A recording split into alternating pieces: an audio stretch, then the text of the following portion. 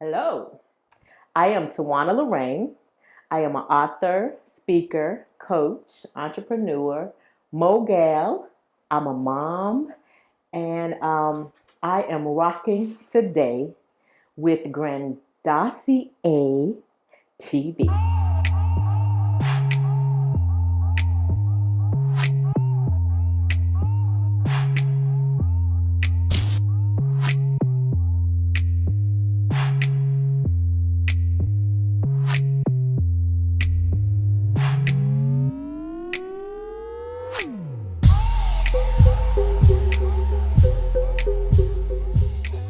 Welcome back to another great episode of Grandosiá TV, where we here with my friend Tjuana Lorraine, where we will be here talking about her book that she wrote, and it is called "You Don't Know My Story." And it's a lot of interesting things in it. Before we get started with that, man, make sure y'all subscribe to this channel. Make sure you like this video, and make sure you hit the notification bell so you get all up-to-date videos when we go live. With that being said, Mr. Tjuana, how you doing today? I'm doing great. How are you? I'm doing good. Just over here chilling, trying to maintain. I was introduced to your book. I'm gonna say now, what about a month ago, 2 months ago? I read it. I loved it. And I said, you know what, y'all? I have to bring her on the show because people have to be blessed by her story, especially for my female friends who are ladies who are going through things in life, and her story can reach out and touch. What made you write the book? What made you go into your bag and say, I gotta pull this out now? Oh boy. Well, I've been putting my book on the back burner for a number of years. Before I even actually wrote the book, it was in the progress for about 15 years. So that lets you know that it was well overdue. So I wanted to write my book simply because I wanted to help other people. I wanted to share my story in order to help other women that went through some of the things or are going through some of the things that I went through earlier on in my life. And over the years, the topics that I wanted to include in my book changed. Gotcha. So I had my chapters outlined for years and years and years, and then over the time, they changed. I'll just put it like that. And I will tell everybody who know you and who may think they know what the book is about. It's not a tell-all book, what you may think. It's more of things that shaped her to the woman she is today. I say it that way. Absolutely. But it is a story. I mean, I think you picked the right title for it. You Don't Know My Story, because man, this story is crazy. Especially, we're gonna get to it, y'all. But chapter 4 is the best chapter of the whole book. You have to buy it. Before we get into the story, because I don't want people to miss this. Where can they find your book at now? Is it in stores? Is it on the internet? Where can they find it at? It is actually on my website, TjuanaLorraine.com, TjuanaLorraine. I always say my name. TjuanaLorraine.com. It is available in paperback as well as ebook, and it is soon to be on Amazon as well. I have a couple other things that are coming along, so they all will be on Amazon real soon. So everybody make sure you go out there and buy this book. It's affordable, trust me. I mean, books are affordable anyway, but this is affordable. But we're going to highlight it for y'all. We're going to basically start it off the way you started off in the book. And you talked about your greatest hero, or AKA hero, which is your mom. Absolutely. Describe to me why she was your hero. Oh, man. My mom was the strongest woman that I've ever known. She was my hero, and I named her my Shiro because she was a single mom of 3 kids. When I was young, my mom worked 3 jobs to feed her children and to provide for us. She always taught us how to do, when to do, where to do. She taught us how to be the people we are today. She could clean a house like nobody's business. She was a wonderful woman, and she treated everybody that way. She didn't take any nonsense from her kids. So that made us who we are today. And she taught us how to go after what's ours. My mom was a introvert, but you couldn't tell it by the strength that she held. And she fought many battles in her life. She went through some things. She had her own story. So to be able to witness that story and to see her come through everything that she went through, it made me love her, appreciate her, and honor her even more because she is that Shiro to me. And with her being your Shiro, she battled some things more than once. Watching her go through that, watching your siblings watch her go through that. I know you're the middle child, but how did that make you feel? Because it seems like in the book, anyways, you pretty much had it together for the oldest one and for the youngest one as well. Well, being the middle child, I had to be the strong child. My brother is the oldest. He's the only boy, so you know how that goes. He was spoiled. My sister is the baby, and she is the girl, and she's my mama's twin, so she was spoiled. I'm not going to say I wasn't spoiled, but I was more independent, more, I would say, a loner. So I didn't want, anybody's help or anything like that. But for some reason, and it's only, I can't explain it other than it being God, I was always stronger than everybody else. Everybody else came to me, so I had no choice but to be stronger. And it was just built in me for the things that she went through and the things that I watched her go through. And a lot of times she would say, get it together. And she would get on to you, and you had to straighten up. So she instilled in me on how to be strong. That's almost a blessing and a curse. So she made me who I was, or who I am, and that allowed me to be there and be who I was for her. Got you. And we're not going to talk too much about chapter 1 because it is dedicated to your mom, and that is a great overview of it. But she did say something to you. And in the book, I know you said you had to walk away because you had to shed a tear, but the words that she said to you was, and I always want to know, how did this make you feel? Because my mom is here. And if I ever heard these words, it'd be kind of tough. But she said, I don't want to do this anymore. I can't take the way this stuff makes me feel. So when you heard that, I mean, you don't even want to say that she was giving up, but in a nutshell, it's just like you can tell that something was different now from the first 2 times she battled. How did that turn on you and make you feel for that? I can say that it absolutely gutted me, like really, because the first 2 times my mom battled breast cancer, she was independent. She didn't want anyone to do anything for her. She drove herself to all of her appointments. She didn't want us in the appointments with her. She went about her life. She continued doing things in her life and for her family as if she wasn't battling something herself. She was diagnosed the very first time at age 50, and it was a stinger, but because she had handled the first 2 times so great in my eyes, I just knew that this was going to be the same thing again. And if anyone has ever experienced cancer in any kind of way, they know that cancer can take a toll on your body, take a toll on your strength, your family, and everything. And she had continued to, take medicines, take chemo, take radiation, and it was exhausting for her. So this last time, we kind of took a more hands-on approach. We didn't allow her to drive. We went to all of her doctor's appointments with her, and she was not happy that we was making a fuss of her because she was like, I can take care of myself. I can do this. Even to her last days, my mama was still like, I got this. Okay.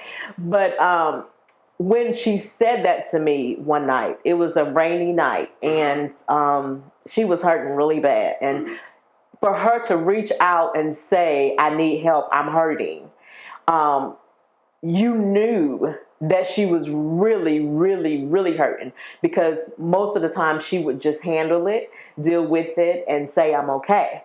But I drove down, and I helped her out. I did some cleaning up, and we had some talks.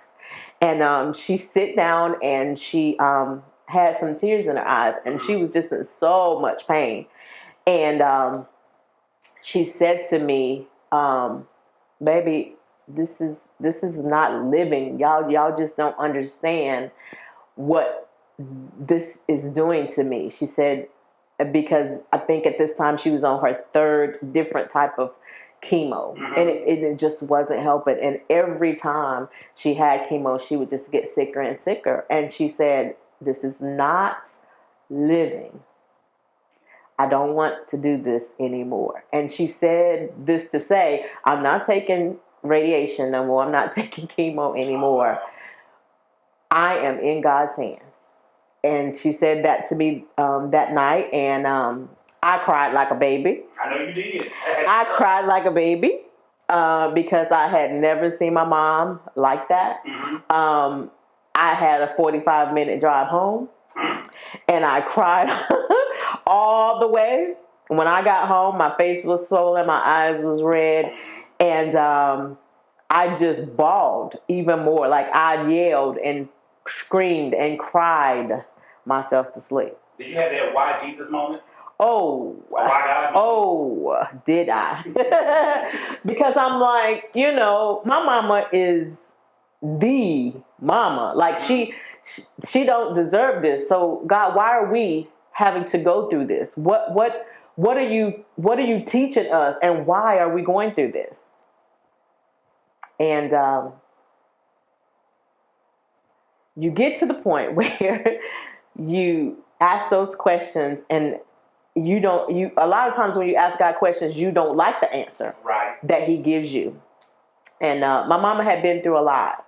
And in order for her to be completely healed, he had to do it this way. Gotcha. And she was an example for a lot of people, because she ministered to a lot of women and a lot of people at the doctor's offices, even the employees at the doctor's offices. My mama went to the same doctor's office for 18 years. Okay. So she was like their auntie.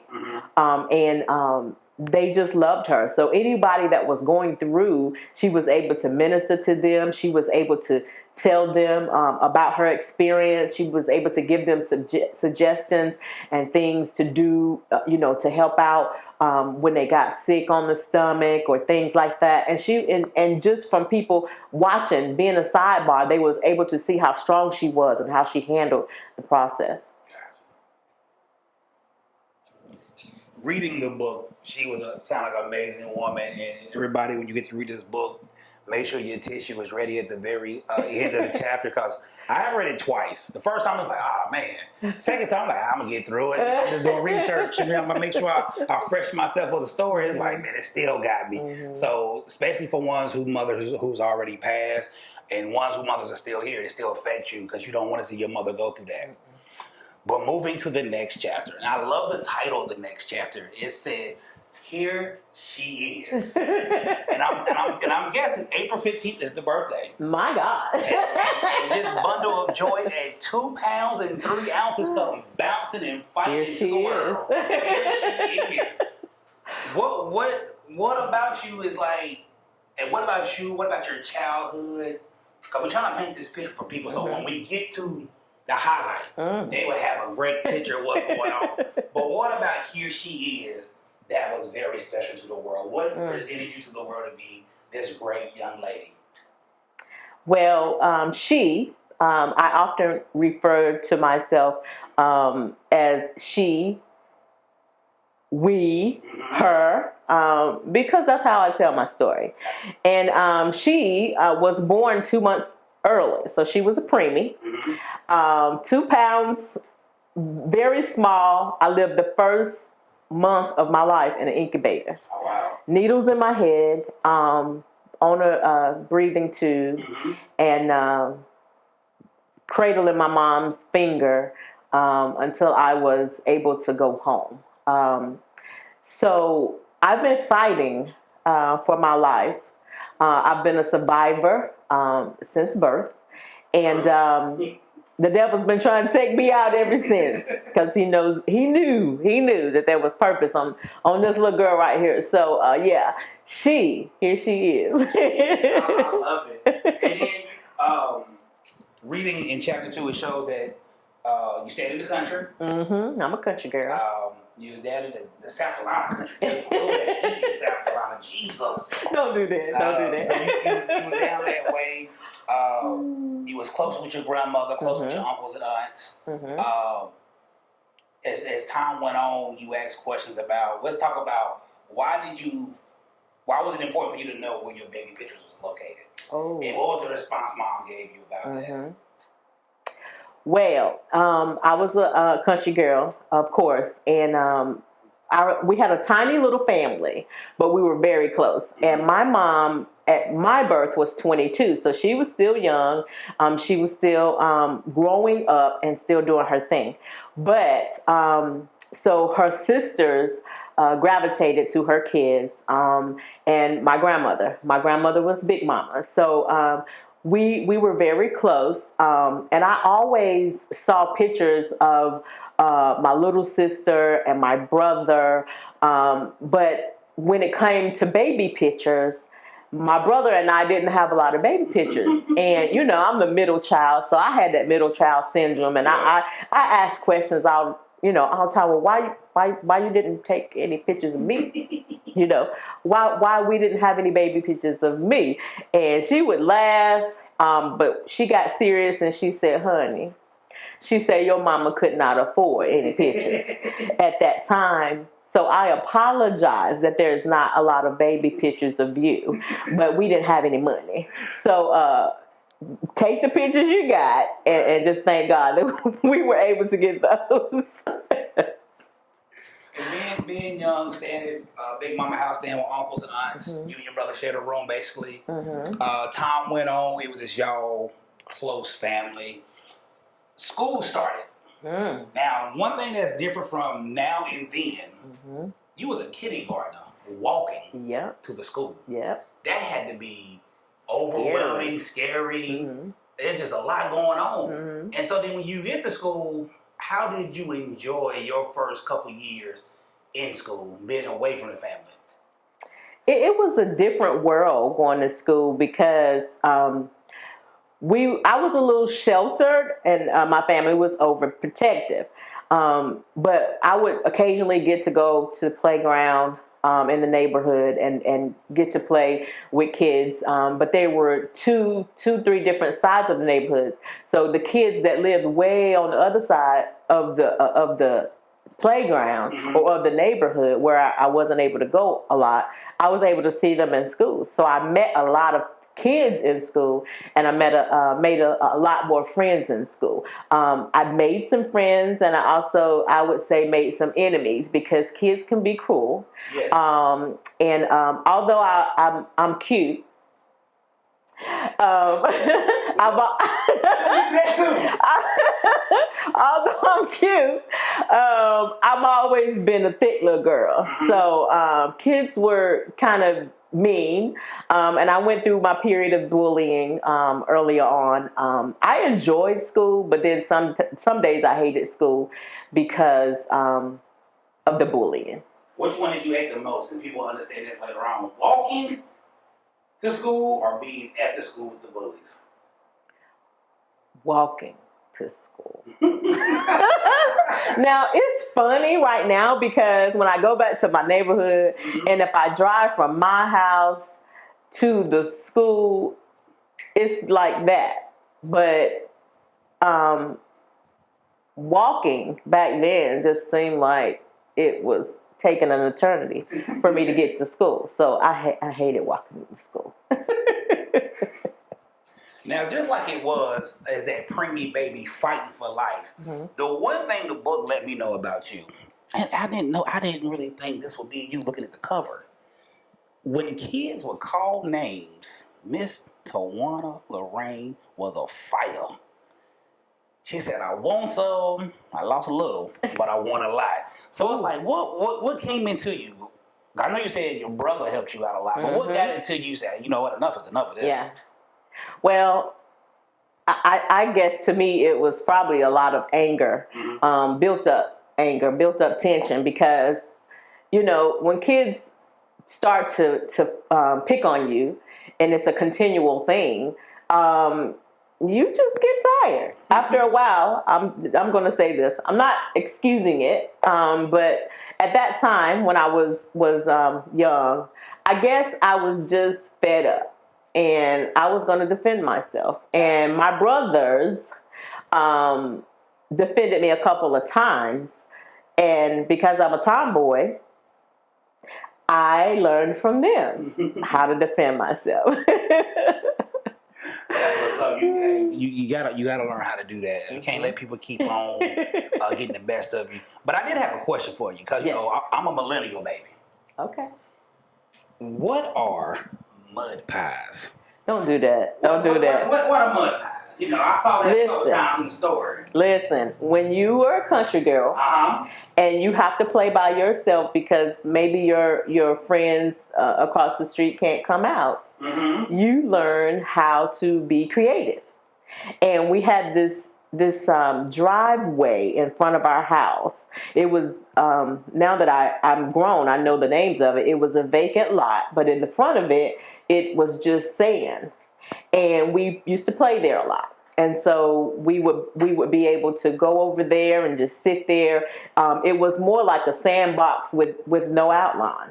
So we would be able to go over there and play for hours at a time because nobody was coming down our street. And my grandma would allow me to use some of her silver pans. When she baked the pies and everybody ate the pie and the silver pan was left over, I was able to take some of the silver pans out and play with them. So I would create a pie. Let me tell you how to create a mud pie for you millennial babies. Yeah, please. So you take your sand and you pack it in your pan. And then you take your water and you pour the water over top of it. And you're making a mud pie. And so you shape it really nice. And don't eat it, though. Don't eat it. Please don't. Don't eat it. It's just for looks. Please don't. But that can actually allow hours of time to play by yourself with not a care in the world. Gotcha. So that was chapter 2, everybody. We moving to chapter 3. And this one right here, as you can see on camera, and you can see why it's titled this. It says the girl with the pretty face. That became some words, a phrase, slogan, whatever you want to call it, that you started to hate after a while. What was wrong with it? Because, you know, for face value, that sounds like a nice compliment from face value. So how did that feel to you? To me, it was so repetitious, and that's all everybody would say. Oh, I love your cheeks. You have such a pretty face. And every time I would hear that, after hearing it hundreds of times, I would be like, well, what's wrong with the rest of me? Like, you know, I'm analytical. Right. So maybe I was overthinking it. But it was like they couldn't say anything else. That was all they had to say. Why did you stop at my face? Because there's a lot more of me to love than just my face. Oh, you have such a pretty face. And I just got tired of hearing it. Well, we're not going to jump forward right now. I was about to say something. Nope, not going to jump forward. But one thing in chapter 3 that we learned, your whole childhood was in the South. By this time, Mom had some situations worked out. We was moving north. Ooh. And we was moving on up. Like the Jeffersons. But this time you introduced to us another part of the family was a little sister. And it was like 4 years between y'all. And it seems like it's 4 years between all of y'all. It is. That is funny right there with yourself. Brother decided to stay. Why did you want to leave? Why did you want to leave your friends? Why did you want to leave the family? You said one reason, but was there any other reasons? I wanted um, I wanted more time with my mom because we were living with my granny, which I'm not sure why I keep saying granny because she was Big Mama. Mm-hmm. So we was living with Big Mama, and my mom was off and on. She had my sister who was 4 years younger than me, and her father was from Charlotte. So sometimes my mom would be in Charlotte. She stayed in Charlotte for a while, and that left me and my brother in South Carolina. So then when my mom came back, I started to grow closer and closer to my mom. So when she said, okay, I'm moving to North Carolina, do you want to stay with Big Mama or do you want to go with me? And I was like, my little sister getting all your time. You're not going to leave me here. So I wanted to go with my mom. You ain't gonna leave me by myself. No. I feel you. I'm going with you. We all escaping together. That's right. So another thing that you introduced to us as well, in the chapter 3, you were in school, like around 4th grade. This is time people start having their first crush. Oh. You know, you talk to them on a recess and recess. You know, how was that working out for you? Because now you're getting some attention shown your way. Or was you? Yeah. So I started to develop friendships and crushes and things of that nature. And you start to look at the opposite sex a little more, and you went from ooh, I can't stand them to he cute. So I started having a few crushes, and at one time I did have like 3 of them that were fighting over me and mad because I wasn't choosing one or the other. So I became best friends with one and couldn't stand the other, and actually, the other was like my first boyfriend. Oh. Oh. So then after that, this is where after that situation, things was going good for you. You move. Mm-hmm. You're in the north. School is going good, crushes and stuff like that. But in my mind, you had trauma with being picked on, but that's in school. In my mind, for you, it could be different. Right. But where I recognize the first trauma for you, and I'm going to let you paint the rest of the story. You was at home with your grandma and your aunt. She was on crutches. Mm-hmm. Your brother was in the room. Mm-hmm. And that day did not end the way you thought it was going to end like any other day. Can you tell us about that? Well, my brother was asleep. My aunt had just had, I think, some kind of procedure, and she was in the living room or in the den with me and my grandma. And I was in the floor playing. We were all watching TV, and my grandma was in her rocker, and she started to make a noise, and she was slumped over. And my aunt said, Mama, what's wrong? And she jumped up and she told me to run next door to get the neighbor for help because she was on crutches and she wasn't moving as fast as she normally would. So she ran to the kitchen and got a cup of orange juice, and she was pouring sugar, I believe, in it or something like that because my grandmother was diabetic. And I believe she also had high blood pressure.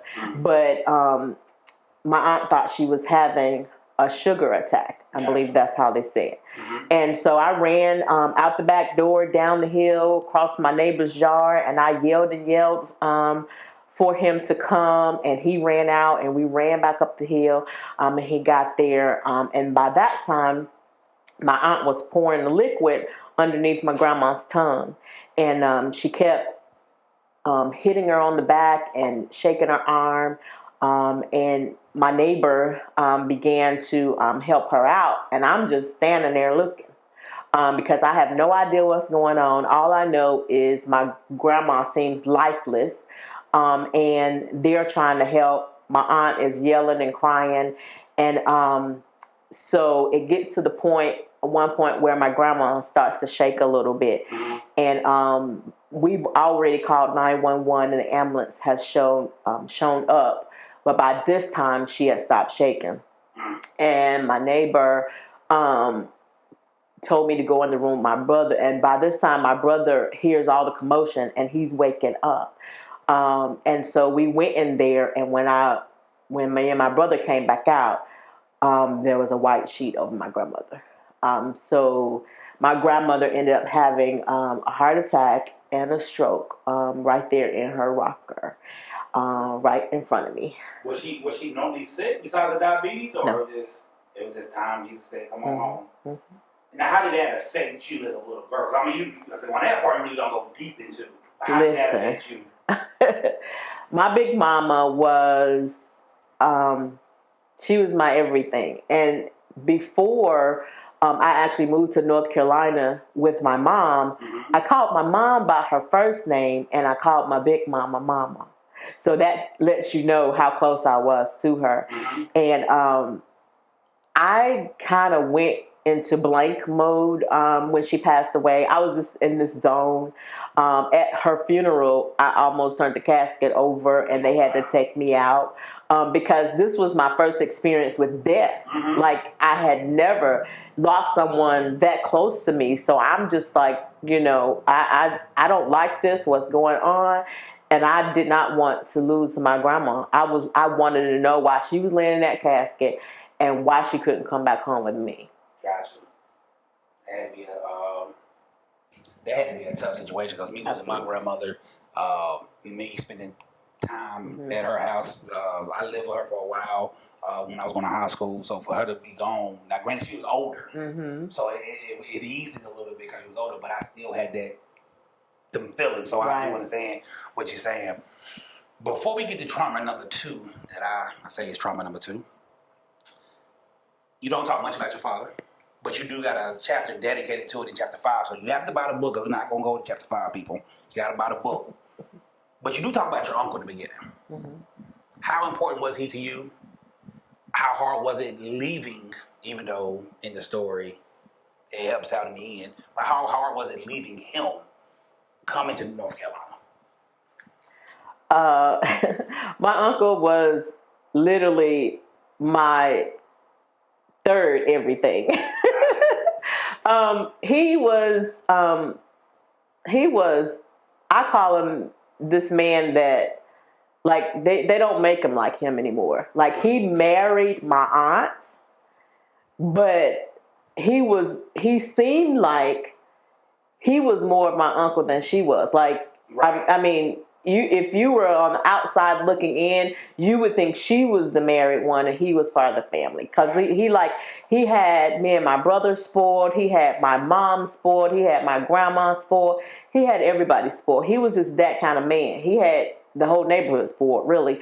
But he was a genuine man. And to bring it like home, when my brother was born and when I was born, my uncle brought us home from the hospital. We didn't go home with my mom. We went home with my uncle. Oh, wow. And that's just the man he was. He raised us. He helped my mom raise us because she was considered like his little sister. Like, she was 18 when my brother was born. So she was still, he was older than her, and she was still growing up. So him and my aunt helped my mom to raise her first 2 kids. So he was everything. He was really my dad in the beginning. Most people thought that him and my aunt were my parents until, they got to know me or whatever. And I didn't have that type of relationship with my father when I was younger. I wasn't in his household, and I didn't have that day-to-day relationship with him, but I had that day-to-day relationship with my uncle. So that made him my heart. Like, I loved him like no other. And I was spoiled when I say, my aunt had my brother spoiled, my mom had my sister spoiled, my uncle had me spoiled. There you go. So, and then eventually he ended up moving close as well. So that ended up working out best for everybody. But then after that, though, with your brother still staying there. Mm-hmm. It's just you, your sister, and your mom. The second trauma that I call that women tend to see things like this, then it happens to them as they get older. Mm-hmm. But you saw your mom and her boyfriend have things going on. Right. And how did that affect you? Will you talk about what that was? And how did we get past that? Well, that was the very first time I experienced physical abuse. Mm-hmm. I witnessed it and experienced it. I just know that my mom and her boyfriend were arguing downstairs, and I know that he was drinking alcohol on more than one occasion, and they were yelling. And the vent to my room was right over top of the living room, so I could hear clearly, like them screaming, yelling, and all of that. And I could. Once I heard my mom scream like one or two times. That final kick. Listen. You went back to being two pounds. Listen, the adrenaline that came over that little girl, Mm-hmm. because I'm like, wait a minute, you hurt my mama. And so I flew down them 12 stairs and around that kitchen table and in that living room. And he by this time he was like dragging my mama across the living room floor. And I was like, wait a minute. I think I was 10, 11, 12 maybe. Yeah. Maybe 10, 11, 12. But all I know, my mama had this vase, this long brown vase that had some feathers. Like glass, wasn't it? Ooh, it was glass. Mm-hmm. And it had feathers and some kind of flowers coming out of it. I grabbed and the top of it was like I guess like a top of a bottle or something, just enough for me to get my hands around it, like a baseball bat. So I grabbed it and I hit him across the back with it. He didn't like it. First of all, he was drunk. Second of all, I was interfering in grown folks' business. Which you should have on that. But I should have, and I did. And once I hit him, it stung, so he didn't like that at all. And so he turned around and hit me. Oh, oh, that's how we doing it. So he turned around and hit me, and Mama over there got up and jumped on his back, and so we like double teamed him. There you go. That's just how it was. Tag team duo. Yeah, you're not messing with my mama, and you're not messing with my daughter. So here we go.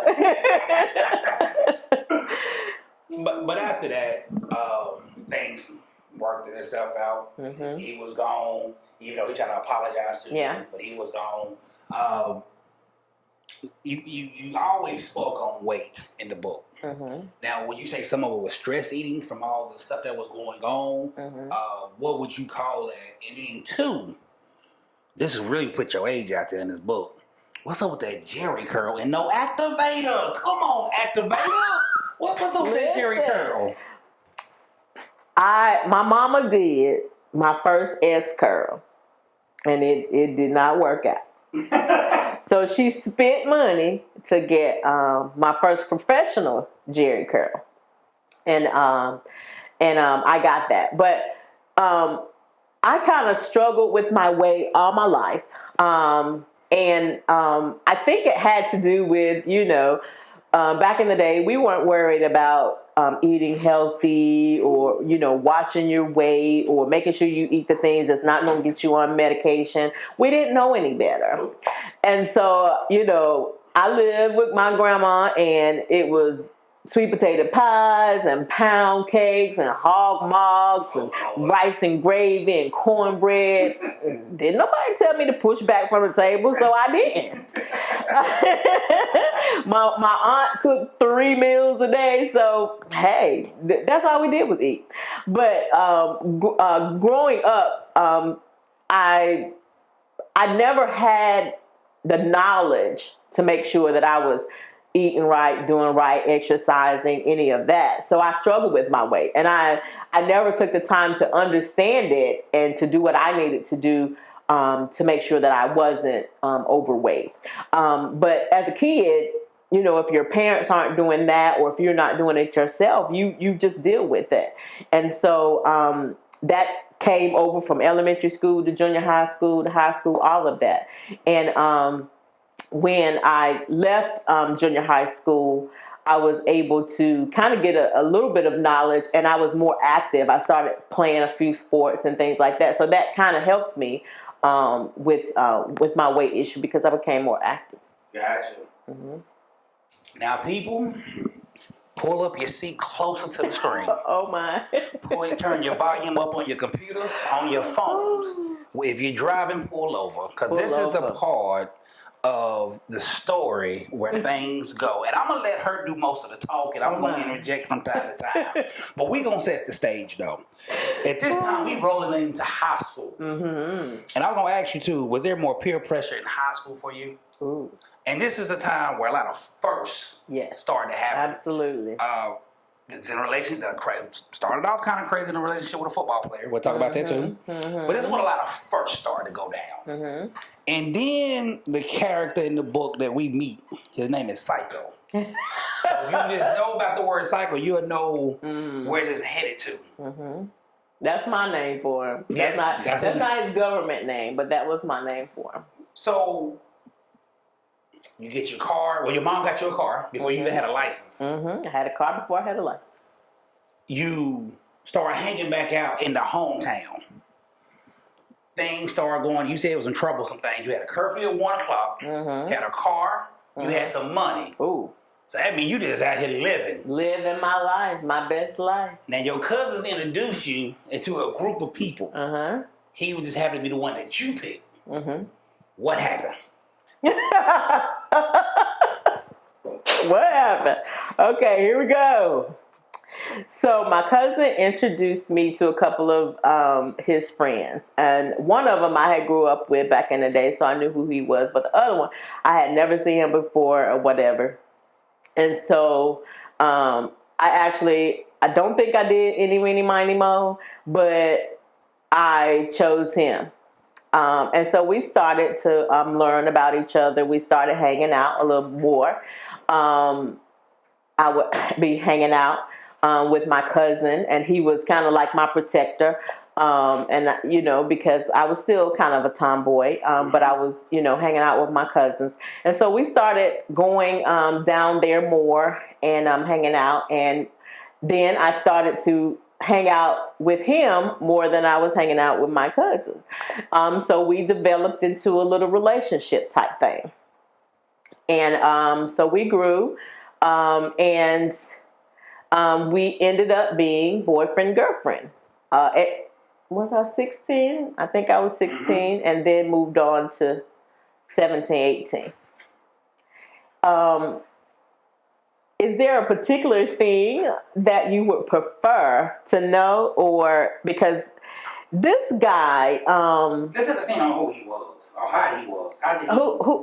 Was he Rico Suave at first? Because when this thing turned, I want people to understand, like, well, why would everybody will be negative. The one thing about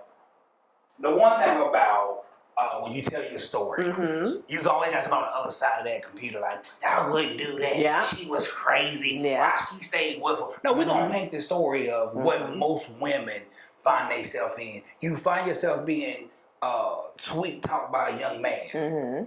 And then after 6 months, somebody totally different and showed up at your door. So we want to see with you, who was he at first? Because with them 6 months left, he got real hellish out here.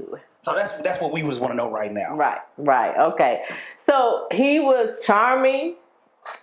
He was a star athlete, more than one sport. He was funny. He wasn't ugly. He wasn't the cutest, but he wasn't ugly. So he was attractive. He was a friend of my cousin. So I'm like, I know my cousin's not going to introduce me to somebody that's not good. Right. And so we started, occasionally making out. Because mama got mad with that big hickey on your neck. Yep. I came home. I missed curfew one night thanks to a friend of mine. Right. And I came home. All I know is that he was biting on my neck. That's all I knew. And I came home, and my mama was like, "What's going on?" And my friend had told her parents that we were at the mall. Mm-hmm. And it was way past the time that the mall closed. My mama knew where I was. I just missed my curfew, but I missed my curfew because of my friend. So when I got home, my mama took my license. She didn't take my keys. She took my license and dared me to drive without my license. And then by the time she finished fussing at me, because another set of parents had showed up at her doorstep, and she's looking like she don't know where her child is because they don't know where their child is. So I got it for that. And then we walked in the kitchen. I'm walking in there to get some water, and she turns the light on. And I have this huge red mark on my neck. And she literally almost choked the life out of me. "What is this on your neck?" And I didn't know what it was. Like, I ain't never seen a hickey. I ain't never had a hickey. So once I went and looked at the mirror, I was like, "Oh my God," because it was huge. It was almost embarrassing. And so you being fair skinned. Oh, it was terrible. No. So I was grounded for like 2-3 weeks. And so after that, things got back to normal. He actually apologized to my mom for me not making curfew or whatever. He started hanging out with my family. I started hanging out with his family. He was representing himself very well. And then about 6 months into the relationship, he started to change. He would be hanging out with other crowds. I would find him at other girls' houses. I would find numbers in his pocket.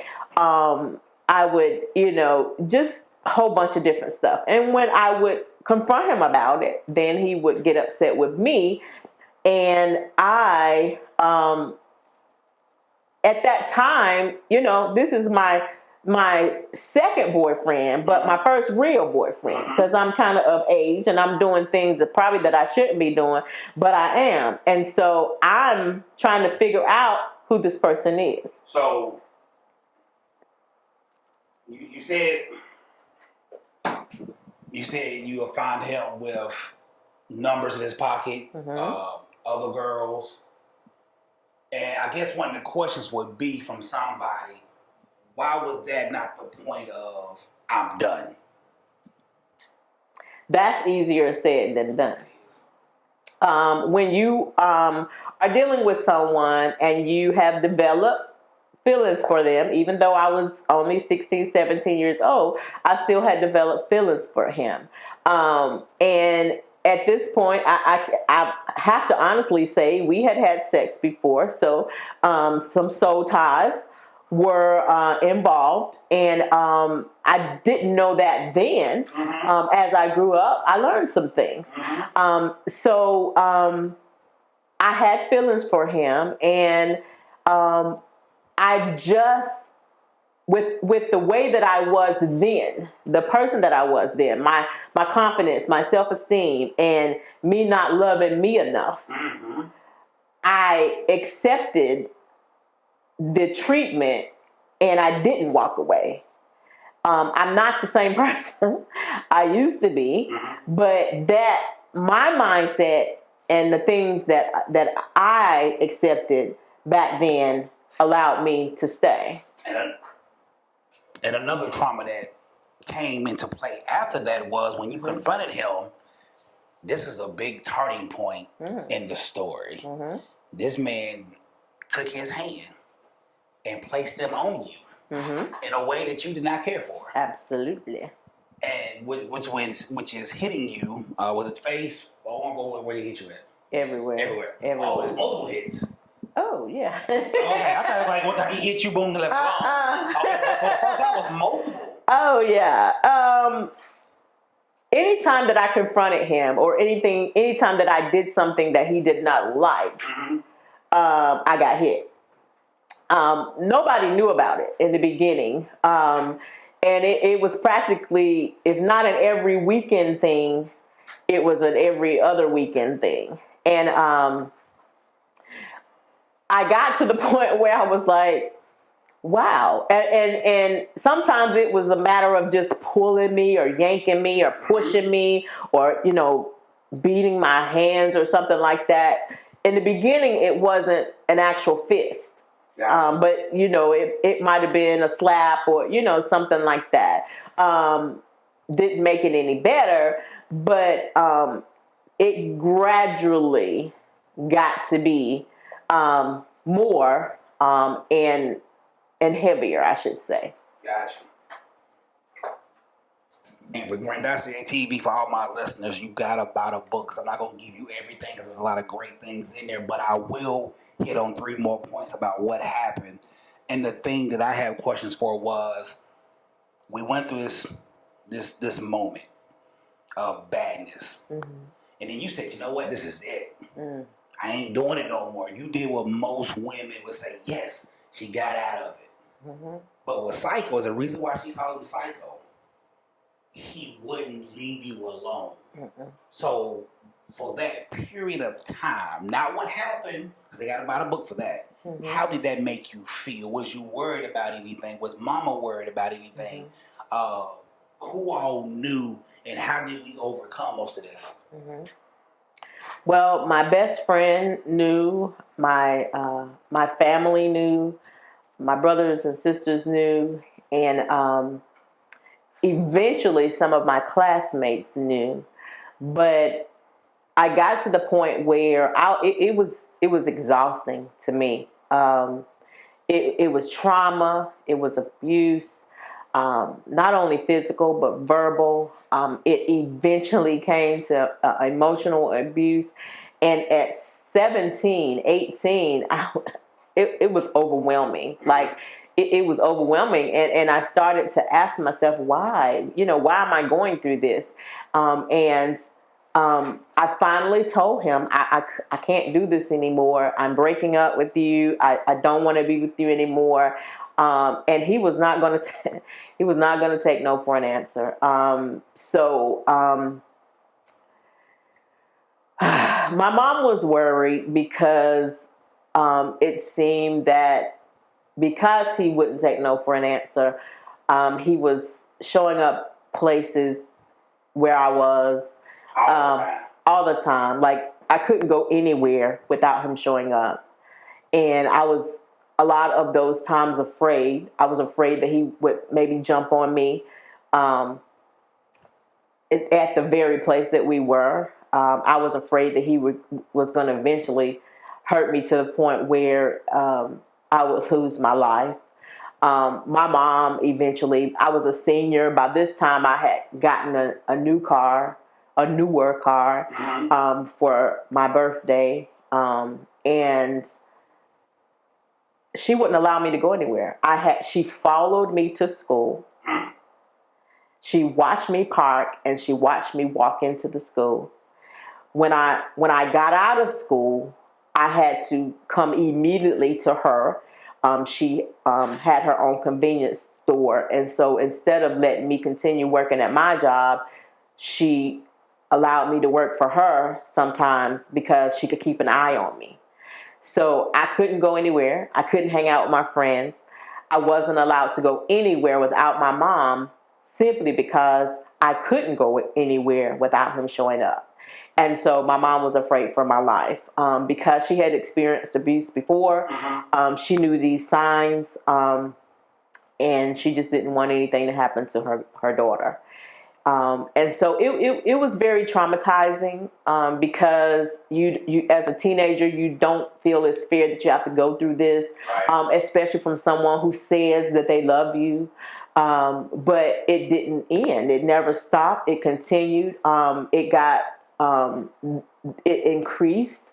in a matter of the severity of it, and it was very damaging to me as a young woman. And to all my listeners, I do want to take time, because I always want to do this. I want to read this one part out of the book, and hopefully I do it justice the way she wrote it, and I don't mess up on this, because I got a lot of highlight marks in here. So my eyes are just kind of like, oh, God, what is this? But I do want to ask you a question that he said to you, one of the last things he said to you after this happened. You said the more he talked, the more you ignored him, the more you zoned out, the more he hit you. Mm-hmm. I got to the point I was sick to my stomach, and my entire body was on fire. He grabbed me around the neck and said, "Do you not hear me?" He told me to get in the back seat. I said no. Boom, punch. Get in the back seat. You said no again. That was another boom, punch. And I'm guessing he got explicit with the words as far as getting in the back seat. And you said no one more time, and he hit you again. Mm-hmm. And he basically drug you in the back seat.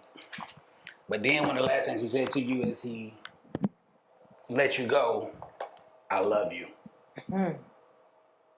In your mind, I know love meant something different. Mm. But how did you take that? And what was you saying at 17, 18? Well, you're really older than that. Like you about 19, 20. Mm-hmm. This couldn't feel like love. Mm-mm. So what was you thinking at that moment? At that very moment, I had some very choice words in my brain. Mm-hmm. And I was like, blank, blank. How can you possibly fix your lips to tell me that you love me? Look at me. That's what I was thinking. Look at me. Because you've literally beat me for hours, and you want to tell me you love me? Anyone that experiences abuse, when you're in the moment, you kind of zone out. And I was that type of person that I felt in my mind, I was kind of hovering over my mind like, God, just get me through this moment, just get me through this moment. And me, the way that I experienced it is I'm thinking ahead, like what I'm going to do when this is over. What can I do to get out of this? How can I get beyond this point? Because I feel like my life is at stake. I feel like I'm about to lose my life right now. So how can I get beyond this point? And so at one point, at that instance, I felt like giving up because I was exhausted. I was tired mentally and physically. I had no more tears. I felt like nobody was there to help me. I was like, I even questioned God, like, nobody's coming. Like, why can't anybody come to help me? Mm-hmm. So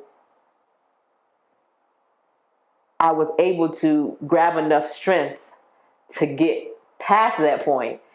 And so when I was able to get away from him and to hear him say, I love you, I was relieved that I was getting away. I went into acting mode because I was like, okay. It's okay. I believe you. My point was, Lord, just get me away. Lord, just get me away. Just get him out of this car. Just get me away. And I was also filled with rage, filled with anger, filled with resentment. And that's not a good point. Gotcha. That's not a good place, because when you're at that place, you can, you will do some things that are not normally your character, because you're fighting for your life. Right. If you're in a particular, in the place where I was, in the story that I tell, you're fighting for your life. You're fighting for your last breath. So you're going to do things to survive.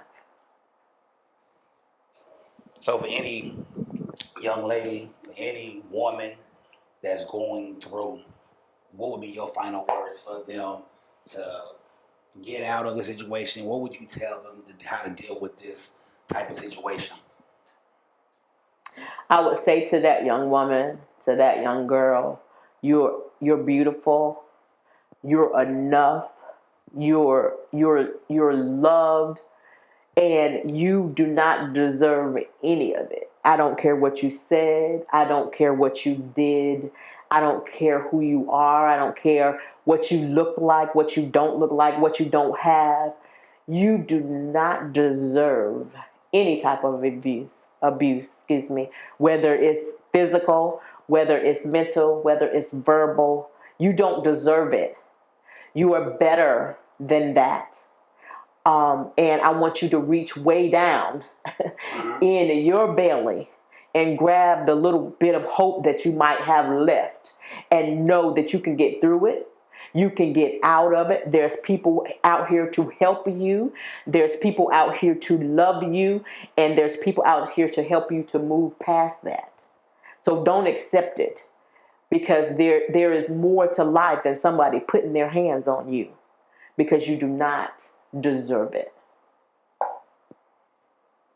And right there, we've been rocking with Grandosiá TV. Make sure y'all subscribe to this channel. Make sure you like this video. Please share this for anybody that may be dealing with domestic violence, abuse, mental, physical, any kind, sexually or whatever. And hit the notification bell so when we go live, you get all up-to-date videos.